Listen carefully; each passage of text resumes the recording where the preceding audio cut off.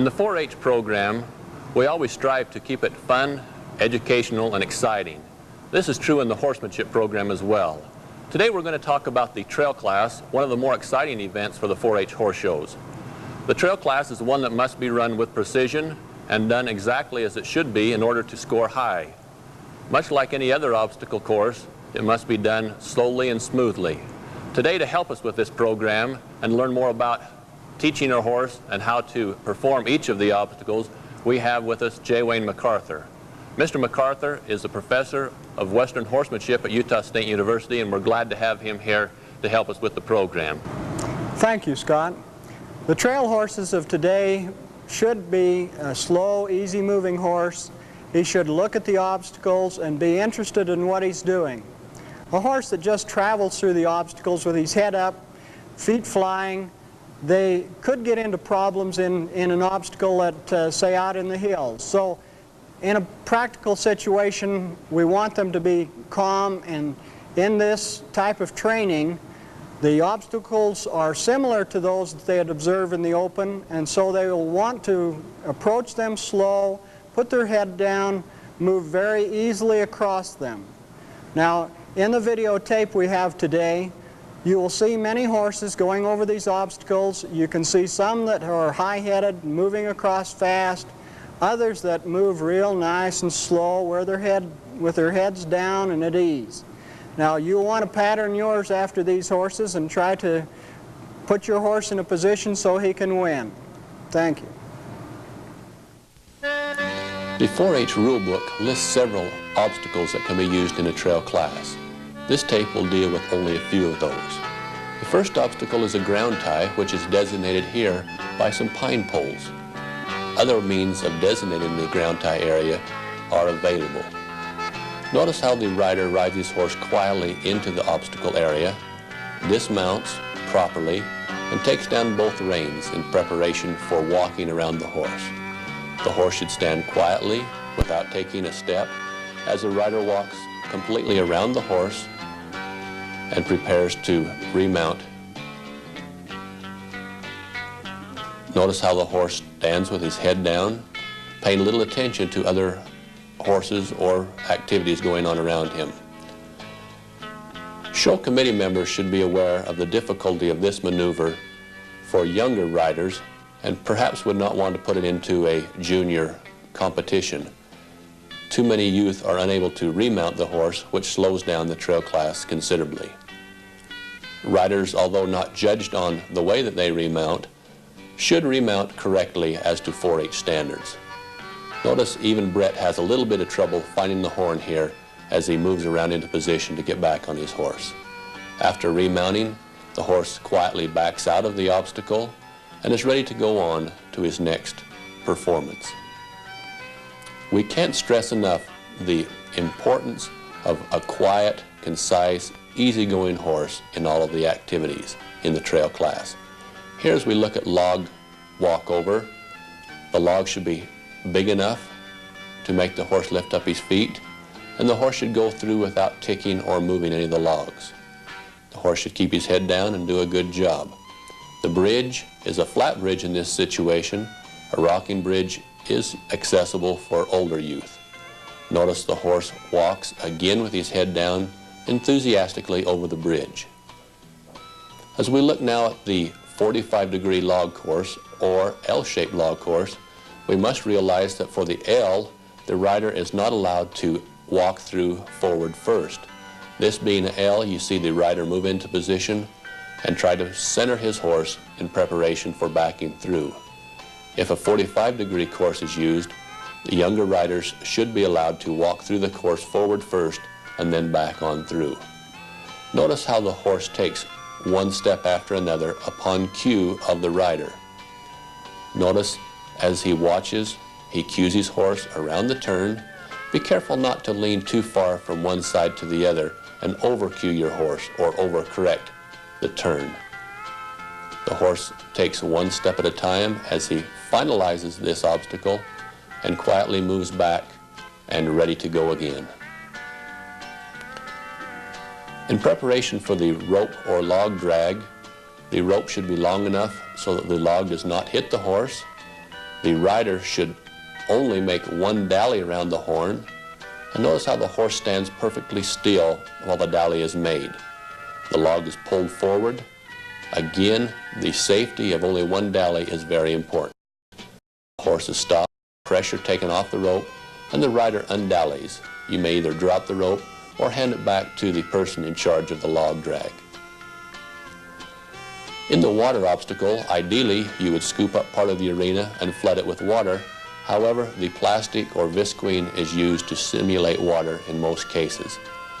As this rider performs the water obstacle, notice how the horse stops with all 4 feet in the water, head down, and then quietly moves on. Here we have a jump over obstacle. There are many variations as to whether the rider and horse jump together or whether the rider leads the horse and jumps over the log first. Be sure that the obstacle is one that can be knocked over easily but sturdy enough not to hurt the horse or rider. In a carry obstacle from one point to another, be sure that whatever is being carried is light enough that even the smallest exhibitors can pick it up readily. Here this exhibitor moves in quietly, the horse stands perfectly still while the rider picks up the article, and he stops and stands while it's dropped again. Notice also, to show a little extra calmness of the horse, he shook it around the horse's head. Now as we move into the gate, the horse moves in quietly, head down, and ideally side passes right up to the gate as this exhibitor demonstrates. Once you put your hand on the gate, you should not take it off, and only one hand is used on the rein and one hand is used on the gate.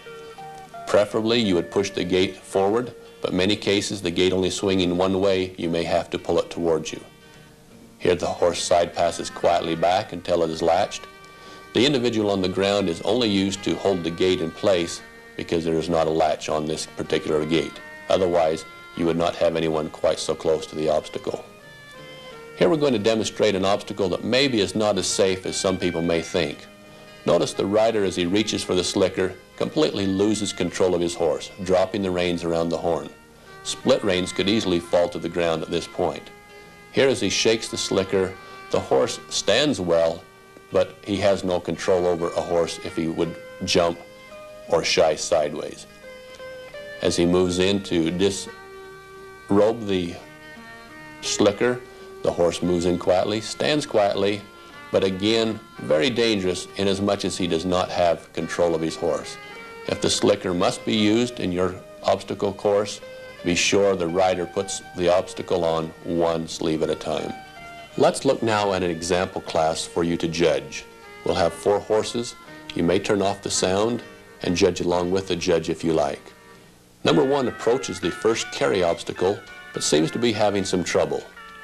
Exhibitors should have the courtesy to move on after 2 refusals, not holding up the trail class. The horse does move readily to the water obstacle, but being high-headed, and you can tell the horse is nervous by the ringing of the tail, the high-headedness, and the lack of assurance as he charges forward and then stops. Going over the bridge is adequate, but steps off the backside a little prematurely. Here as he approaches the log crossover, notice how the rider kind of pulls the horse up, which would be a fault for the rider and horse's performance in that obstacle. Moving into the ground tie, the horse is just a little skittish as he moves in, but stands quietly for the rider to dismount.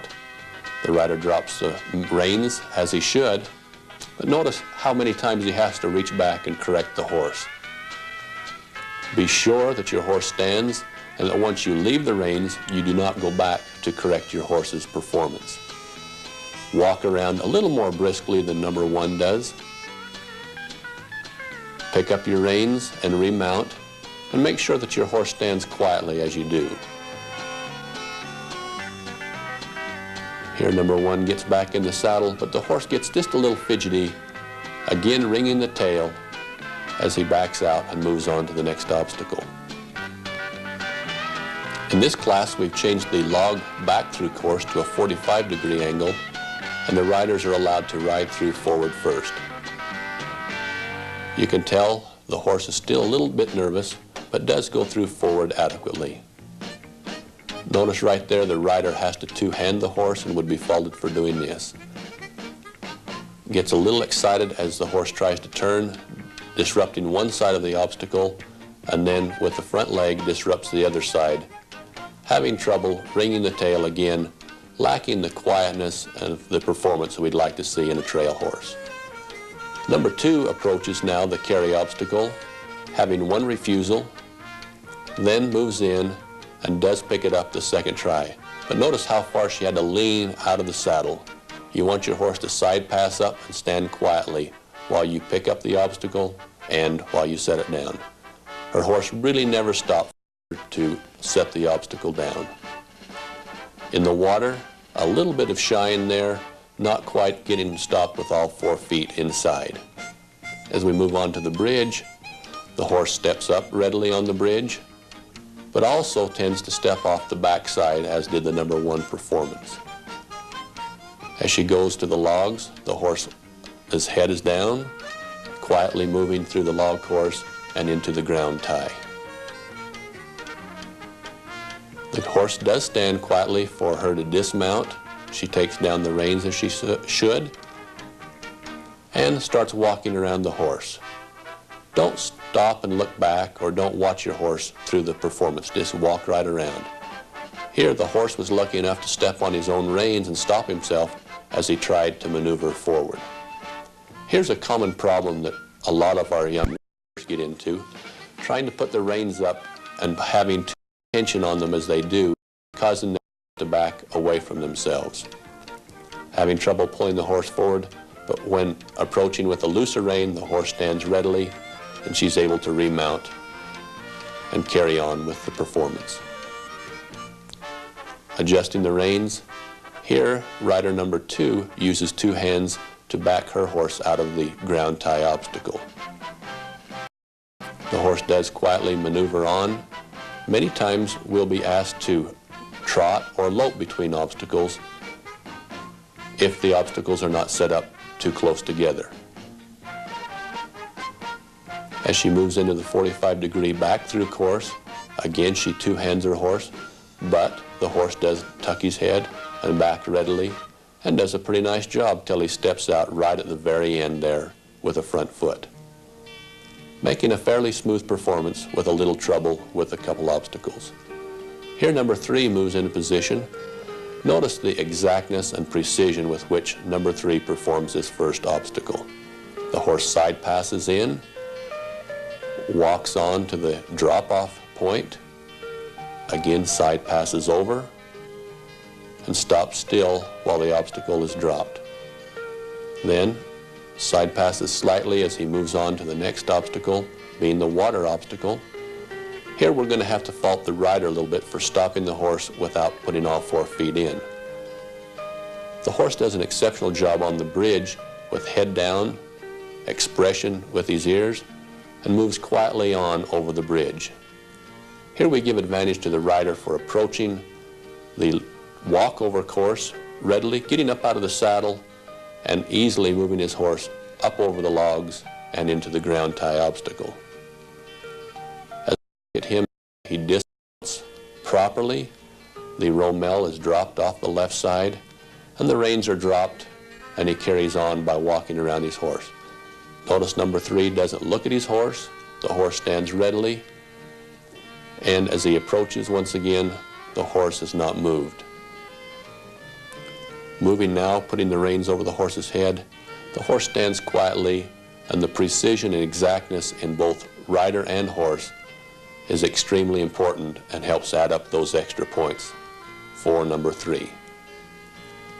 Back in the saddle now, the horse starts to back upon command, backs readily, and would be followed just a little bit for nodding his head as he backs out, a little anxious to move on to the next obstacle.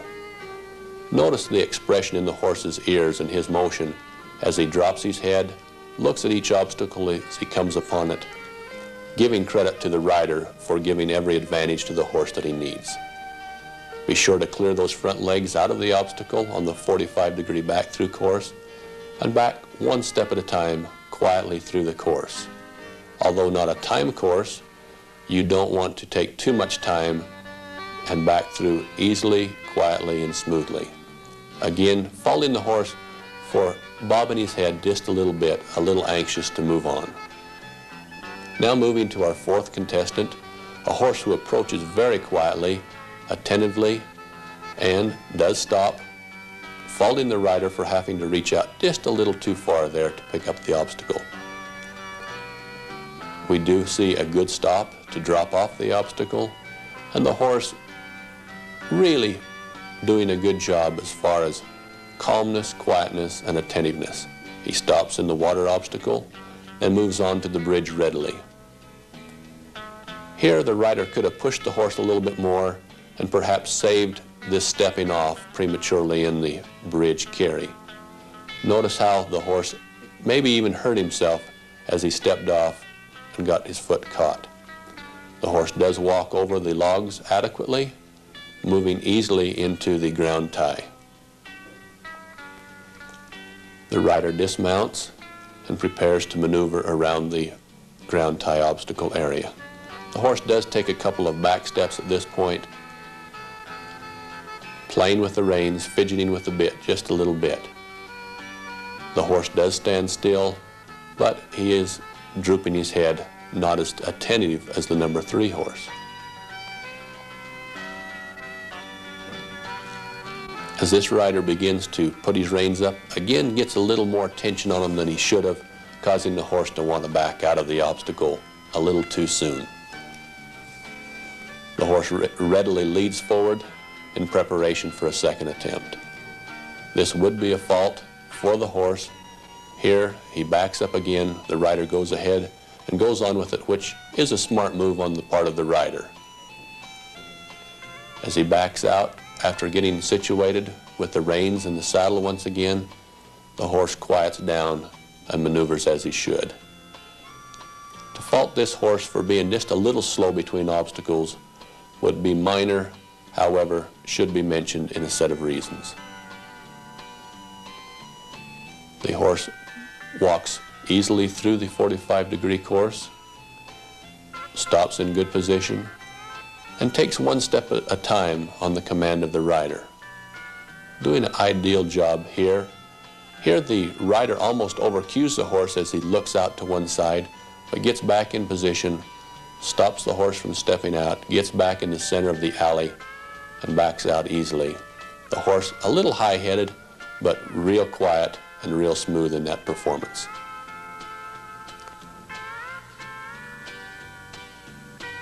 The official placing for the trail class is as follows. I placed this class of trail horses 3, 4, 2, 1. In observing the class, there were some distinct differences in performance which moved the class into a 2-pair situation with an obvious top and bottom pair.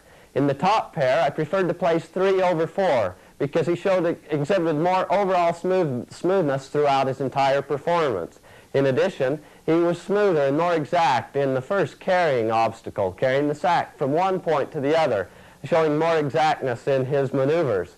In addition, he carried more enthusiasm throughout the program with a lower headset and paid more attention to the obstacles. I gave him further advantage that he was more correct in the ground tie, that he backed more correctly through the back course.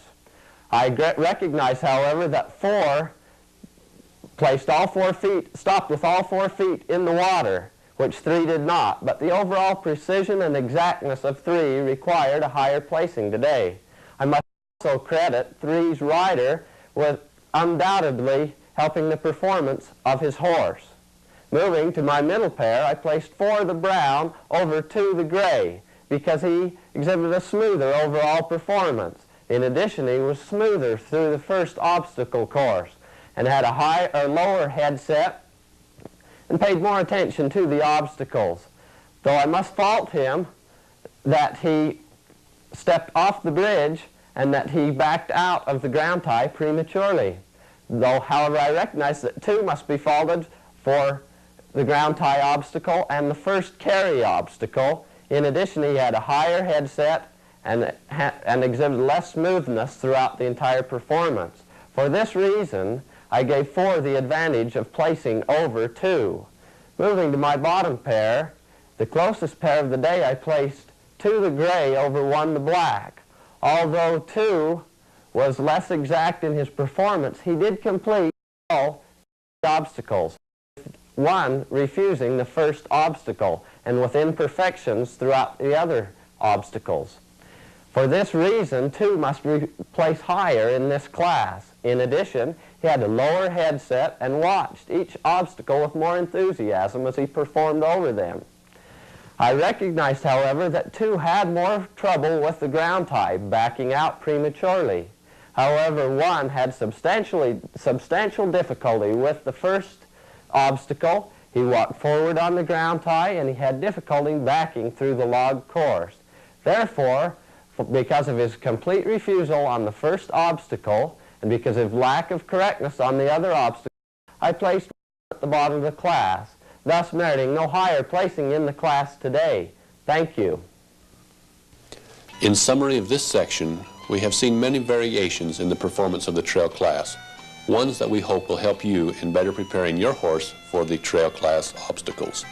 In conclusion of this trail horse tape, we are pleased to have been able to provide for you the opportunity to see various types of trail horses in action and to help you describe what most judges like in the ideal trail class performance. In summary, we must once again reinforce the fact that the trail class should be run quietly and smoothly, and you want a horse that will perform each obstacle in an easy, exact, concise manner, showing enthusiasm and control. Good luck to you in the trail classes throughout the year, and remember, your horse should take every step as you command it, and you'll bring home the blue ribbons.